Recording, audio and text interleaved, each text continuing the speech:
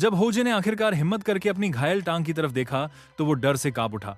वो नजारा इतना भयानक था कि उसका पेट मरोड़ने लगा। वो कुछ बोल नहीं पाया, वो हिल नहीं सका, सोचने की ताकत तक चली गई थी।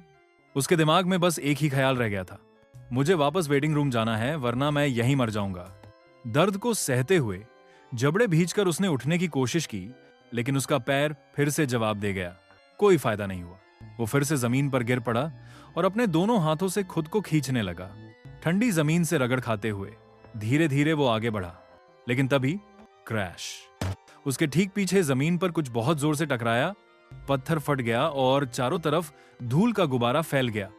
होजे का दिल जोर जोर से धड़कने लगा। उसने पीछे मुड़कर देखा। धुंध और धूल के बीच में उसे एक चीज नजर आई, एक तीर। वो तीर पत्थर में धंसा हुआ था, उसकी टांग से बस कुछ इंच की दूरी पर। कोई वहां छिपा हुआ था, कोई आर्चर छुपकर देख रहा था, शिकार कर रहा था। होजे के रोंगटे खड़े हो गए। वो तीर उसे खत्म कर सकता था। अब वो और इंतजार नहीं कर सकता था। उसने अपना शील्ड सिर के ऊपर उठाया और घिसटता रहा। हर एक हरकत तकलीफ से भरी हुई थी। उसका शरीर ऑलमोस्ट कोलैप्स करने वाला था। तभी उसकी धुंधली आंखों के सामने एक मैसेज पॉपअप हुआ, स्किल एक्वायर्ड, पेन टॉलरेंस। दर्द थोड़ा सा कम हो गया, पूरा नहीं, लेकिन अब थोड़ा सहने लायक था। लेकिन यह सब बहुत रियल लग रहा था, इतना रियल कि डराने लगा। एक पल के लिए उसे सच में लगा कि यही उसका अंत है। लेकिन फिर skill acquired, resistance to blood loss.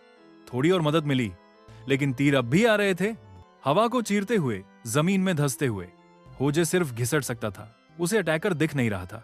उसे यह भी नहीं पता था अगला तीर कहां से आएगा। यह किसी नाइटमेयर से कम नहीं था।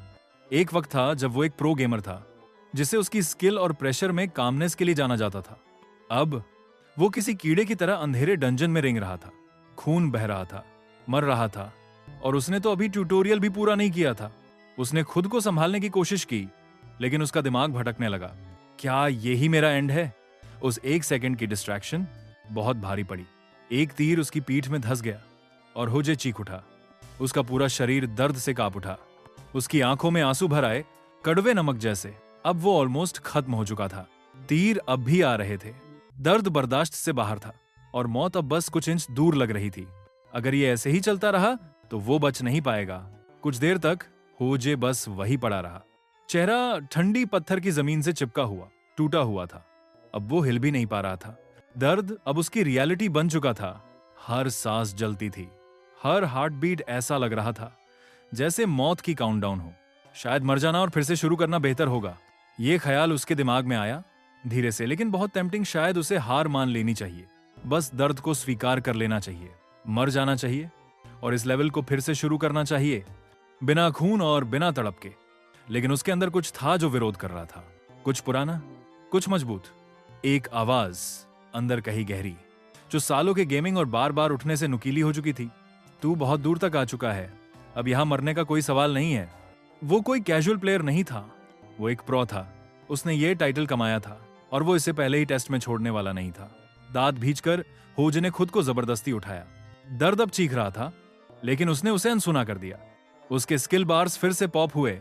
Pain tolerance increased, blood loss resistance increased. वो लड़खड़ाया। हर कदम ऐसा लग रहा था जैसे कोई उसकी टांग में छुरिया मार रहा हो। उसकी नजर धुंधली हो गई। उसका शरीर रुक जाने की भीख मांग रहा था, लेकिन उसे पोर्टल दिखाई दिया। बस कुछ कदम और। हर सेकंड एक सदियों जितना लंबा लग रहा था। उसका शरीर ऑलमोस्ट जवाब दे चुका था। उसका दिमाग बंद हो रहा था, लेकिन वो पहुंच गया। जैसे ही उसने खुद को शिमरिंग लाइट के अंदर फेंका, दुनिया बदल गई। अब कोई तीर नहीं, कोई खून नहीं, कोई दर्द नहीं, बस वेटिंग रूम की हल्की गर्म ग्लोइंग सेफ्टी। उसने जोर से सांस ली और उसकी टांग का घाव धीरे धीरे भरने लगा। दर्द कम होने लगा और उसके साथ हार का वो भारी बोझ भी। होजे वही जमीन पर लेट गया, छत की तरफ देखता हुआ। दिल की धड़कन तेज होती गई। फिर उसने हल्की सी मुस्कान दी। प्रो के लिए भी ये सही में नर्क था, लेकिन वो बच गया। लेकिन उस शारीरिक दर्द से भी भयानक चीज थी खामोशी। होजे ने खुद को ठंडी दीवार के सहारे टिकाया। आखिरकार उसने चैन की सांस ली और तभी वो ख्याल उसके दिमाग में आया, बाकी सब कैसे होंगे? जनमिन, मिनसेक, सुआ, वो सब भी खतरे में थे, ली होजी की तरह। और जिस डिफिकल्टी को उन्होंने चुना था वो हेल लेवल थी। कांपते हाथों से होजे ने कम्युनिटी टैब खोला। लोड होने में बस एक पल लगा, लेकिन जब नंबर सामने आया उसकी सांस थम गई, उसकी आंखों में पानी आ गया।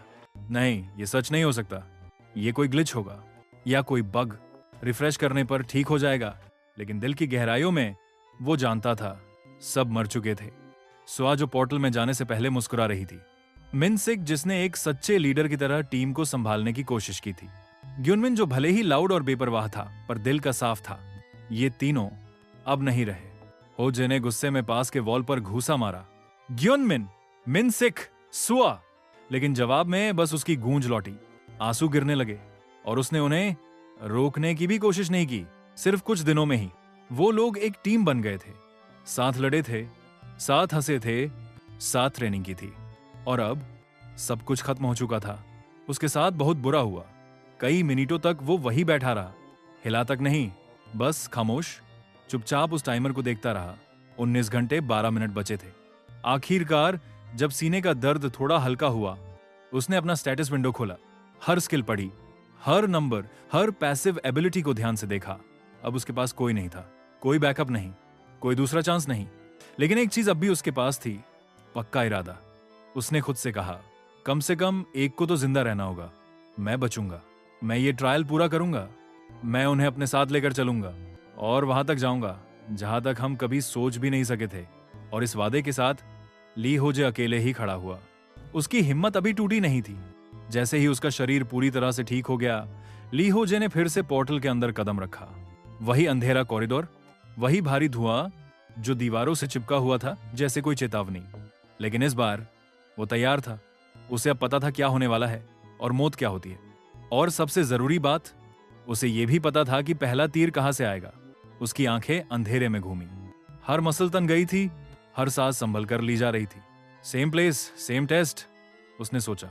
देखते हैं क्या अटैक पैटर्न भी रीसेट होता है। अब जमीन साफ थी, ना खून ना मलबा, बस ठंडी खामोशी और लैंटर्न्स की डरावनी टिमटिमाती रोशनी। होजे को शक था कि हर बार जब कोई प्लेयर वेटिंग रूम से लौटता है तो एनवायरनमेंट रीसेट हो जाता है, जैसे गेम्स में होता है। अगर ये सच था तो पैटर्न प्रिडिक्ट किया जा सकता था और एक्सप्लॉइट भी। और तभी हवा में सीटीसी बजी। पहला तीर उसे दिख गया, पहले की तरह उसके दाहिने पैर की तरफ आ रहा था, जैसे पहले आया था। होजे ने तुरंत अपने शरीर को घुमाया, शील्ड ऊपर किया और एक साइड में झुक गया। तीर चूक गया। सेम स्पॉट, सेम टाइमिंग, उसने नोट किया। अच्छा है, रिपीट हो रहा है, उसने कहा। पर राहत ज्यादा देर तक नहीं। दूसरा तीर छाती की ओर आया, उसने टाइम पर डॉज किया। तीसरा तीर चेहरे की तरफ, उसने झुककर बचाया, लेकिन तीर उसके गाल को छू गया, एक हल्की सी कट छोड़ गया। वो अब भी खड़ा था, अब भी सांस ले रहा था। उसने कहा, मैं ये कर सकता हूं। पर तभी क्रैक, एक तीर उसके शील्ड पर सीधे आकर लगा। इस बार वो डॉज नहीं कर पाया। तीर सीधा उसके शील्ड में घुस गया। शील्ड चमकी और फिर टूट गई। होजे एक कदम पीछे हटा और शील्ड के टुकड़ों को हवा में बिखरते देखता रह गया। नहीं, अब उसके पास ना शील्ड थी, ना कोई दूसरा डिफेंस। अब उसके पास सिर्फ एक तलवार और उसकी इंस्टिंक्ट्स थी। अगला तीर पहले से भी तेज आया और उसे लगा। दर्द उसकी पसलियों में आग की तरह फैल गया। ली होजे हाफता हुआ पीछे की तरफ भागा, अंधेरे में छिपने की कोशिश करता हुआ। अब शील्ड के बिना सिर्फ बचना ही नहीं, जिंदा रहना भी मुश्किल था। तीर सीधा उसके सीने में लगा। होजे लड़खड़ा गया, जैसे कि उसका दिल बाहर निकल गई हो। अब और आगे बढ़ना नामुमकिन था, वो भी इस हालत में। अब सिर्फ एक रास्ता बचा था, पोर्टल की तरफ वापस जाना। दांत भींचते हुए, सीने में जलन लिए, उसने खुद को घसीटते हुए पलटा और पोर्टल की तरफ दौड़ पड़ा, या यूं कहो लंगड़ाता हुआ गया। लेकिन डंजन ने अभी हार नहीं मानी थी। एक और तीर धुएं को चीरता हुआ आया, सीधे उसकी कमर में धंस गया। उसे बहुत दर्द हुआ।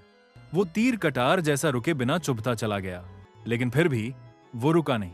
धुंधली होती नजरों के बीच, कांपते कदमों के साथ एक फेंट सी नोटिफिकेशन उभरी।